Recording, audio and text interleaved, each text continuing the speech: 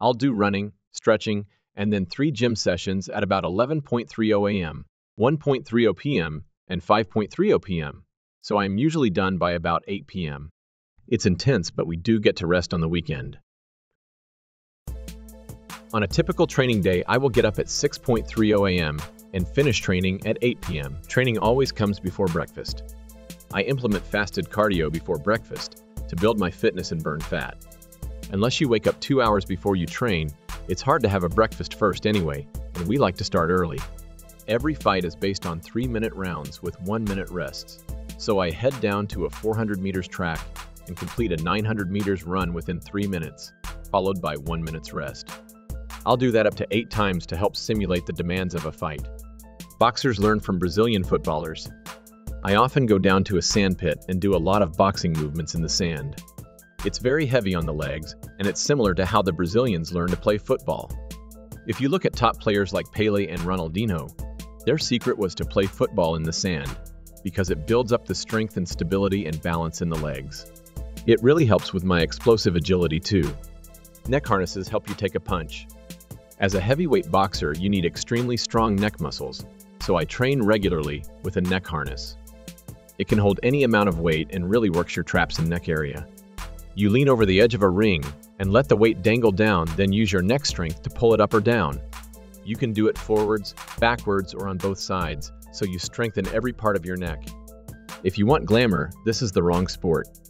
Boxing training is still quite old school and rugged in many ways. I like it that way because it keeps you grounded. There is not much glitz and glamour. You don't need much to be a boxer: a pair of gloves, some shorts, a heavy bag, and a coach. Boxing can be a real rags to riches story, and that is what catches people's attention. I definitely like it for that reason. Boxers now train like mountaineers. Away from the gym, there is a lot more sports science involved in boxing today, not just in the equipment and clothing, but in the training as well. I train sometimes at an altitude center. I do running and shadow boxing while they pump in nitrogen to simulate a lower oxygen environment. It helps to build red blood cells so you get fitter. I no longer feel pain in training. I've gone past the stage of pain in the gym. I swear to you. It's just a mental thing now. When you're really trying and your coach is saying that's not good enough, it's more of a mental game. It used to be like physical torture on the body, but now it's a mental challenge. I'm thinking, how am I going to get through today and improve on this? How am I going to be better today than I was yesterday? I like to wolf down a whole chicken. As a heavyweight boxer, I don't have to make weight, so I'm lucky. That's why I can have a whole chicken when I go to Nando's.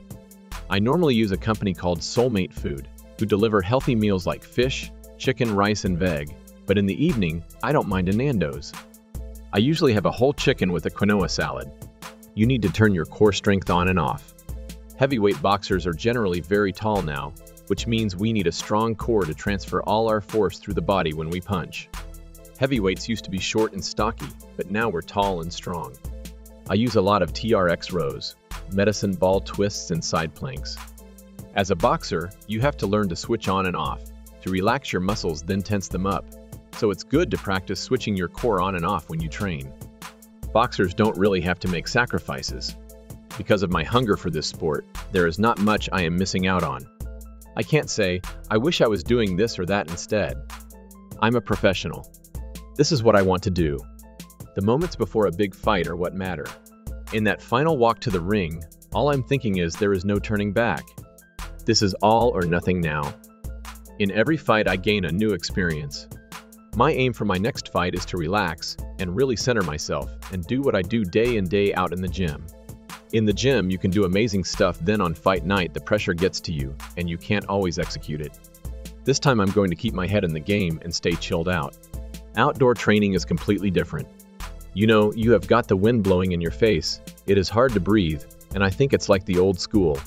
You can't beat the old school training and connecting with nature. What typical outdoor training exercises do you do as part of your pre-fight camps? Always running. I do a lot more running outdoors. I think it is better than being on the treadmill. When you are out, you have to fight and you've got to climb up that hill. And when it's cold, it is like you are running at altitude because you can't breathe properly, so you are fighting just to get your breath. But all these things make it easier when it comes to competing in your sport. What are the top 5 outdoor exercises you would recommend? It is called suicides, but this is a good one.